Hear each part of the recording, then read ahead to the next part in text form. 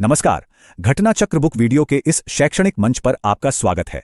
हमारा उद्देश्य है ज्ञान को सरल, स्पष्ट और सुलभ रूप में आप तक पहुंचाना। आइए आरंभ करते हैं अध्ययन और सफलता की इस यात्रा को। नमस्कार। आज हम बात करेंगे भारत के जन्म की कहानी की।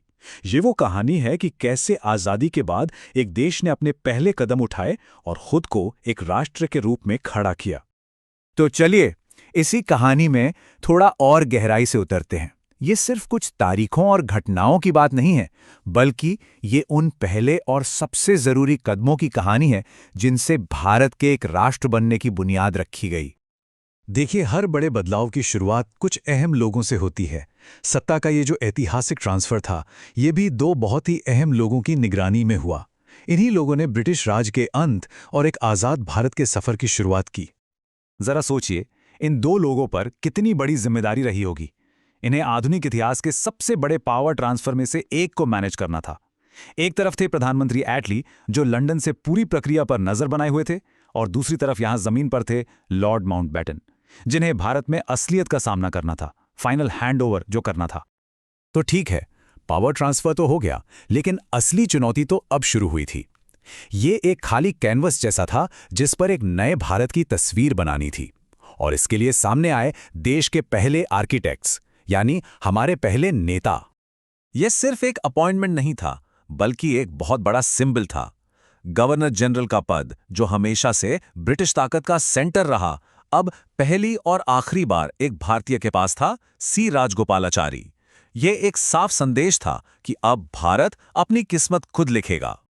सरकार की नींव रखी जाने लगी। उपराष्ट्रपति पद के लिए एक दार्शनिक और विद्वान डॉक्टर सर्वपल्ली राधाकृष्णन को चुना गया। ये दिखाता है कि शुरुआती लीडरशिप सिर्फ पॉलिटिकल नहीं थी, बल्कि उसमें बौद्धिक और नैतिक गहराई भी थी।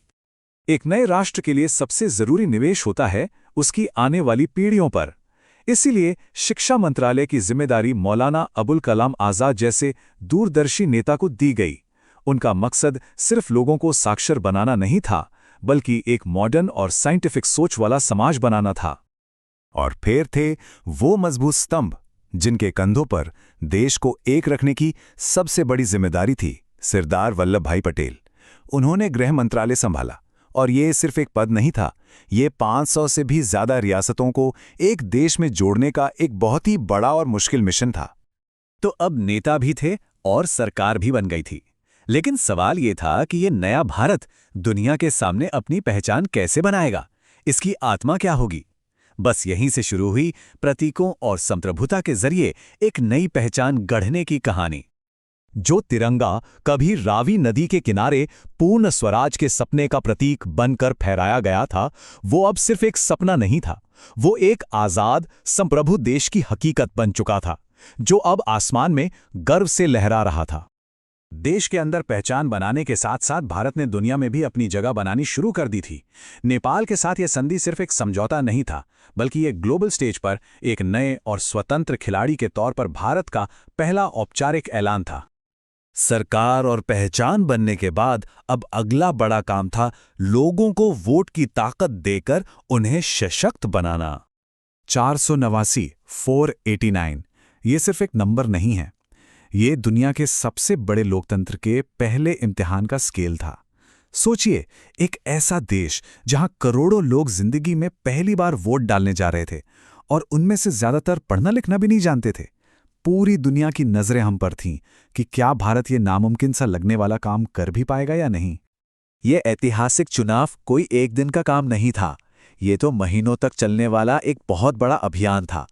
वोटिंग अक्टूबर 1951 में शुरू हुई और फरवरी 1952 तक चली, और आखिरकार 13 मई 1952 को भारत की पहली चुनी हुई लोकसभा का पहला सेशन हुआ। और इस तरह लोकतंत्र ने अपनी पहली और सबसे बड़ी जीत हासिल की। नतीजों ने यह साफ कर दिया कि जनता का भरोसा कांग्रेस पार्टी पर है, जिसे लगभग 77% सीटें मिली।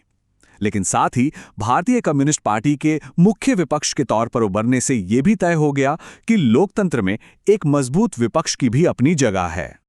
राजनीति से हटकर अब देश की आत्मा और अर्थव्यवस्था को कैसे शक्ल देना है, इस पर भी अलग अलग सोच और विचार सामने आने लगे। भारत के भविष्य को लेकर दो बिल्कुल अलग अलग रास्ते सामने आए। एक रास्ता था आचार्य विनोबा भावे के भूदान आंदोलन का, जो जमीन से जुड़ा हुआ था, नैतिकता और लोगों की मर्जी से सामाजिक बदलाव चाहता था। और दूसरा रास्ता था रोलिंग प्लान जैसी सरकारी योजनाओं का, जो ऊपर से मतलब सेंटर से देश का आर्थिक विकास करना चाहता था। और ये बहस कि बदलाव नीचे से ऊपर आए या ऊपर से नीचे, आज भी भारत में कहीं ना कहीं जारी है। पहले नेताओं के आदर्शों से लेकर पहले चुनाव के उस विशाल प्रयोग तक, इन शुरुआती सालों ने ही आधुनिक भारत की नींव रखी थी। आज जब हम पीछे मुड़कर देखते हैं तो ये सवाल जरूर उठता है कि क्या आज का भारत उन संस्थापकों के सपनों को पूरा कर रहा है या उन शुरुआती रास्तों से एक नई दिशा में निकल गया है। इस नींव की विरासत आज भी हमारे हर फैसले को शेप दे रही है।